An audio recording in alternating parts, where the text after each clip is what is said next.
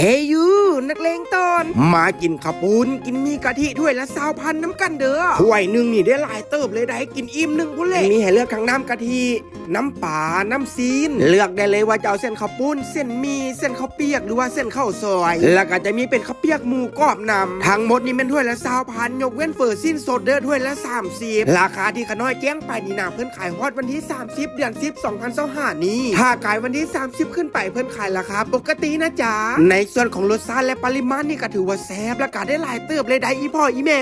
อยากให้ได้ไปลองชิมน้ำกันนอกจากประเภทเส้นแล้วก็มีอาหารตามสั่งอีกหลากหลายบ่ว่าจะเป็นยำปูม้าและก็ปลาหมึกผัดไข่เค็มมันเฮ็ดได้แซ่บเข้มข้นดีคักขนาดกินกับข้าวเจ้าฮ้อนๆนี่บอกเลยว่าโคตรเลยผู้หังนักเลงตอนขอภูมิใจเสนอเลยเด้อห้านเฟอร์แซ่บหลังบ้านหรือว่าห้านปิ้งเป็ดหลังบ้านเพิ่นเป็นห้านเดียวกันและทุกคนเบิ่งเมนูอาหารตามสั่งของห้านเพิ่นนี่นะมีให้สั่งเป็น100เมนูพุ่นที่บอกแล้วว่าหลายแท้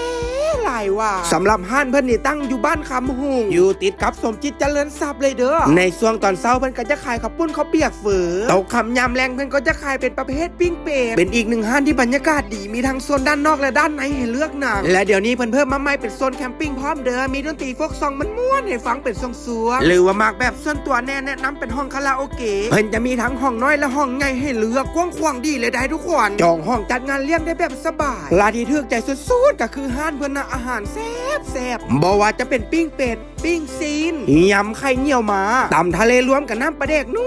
วหรือจะเป็นกุ้งผัดพริกเกลืออันนี้บอกเลยคือที่สุดกินใส่กับข้าวเจ้าฮ้อนๆนะเข้ากันเมนูราบเป็ดนี่กับพลาดบ่ได้เด้อไผได้ไปซิมมีติดใจแน่นอนมีโอกาสกับพากันไปซิมได้ทุกคนห้านเพิ่นเปิดทุกมื้อตั้งแต่ 8 โมงเช้าจนฮอด 12 โมงกลางคืน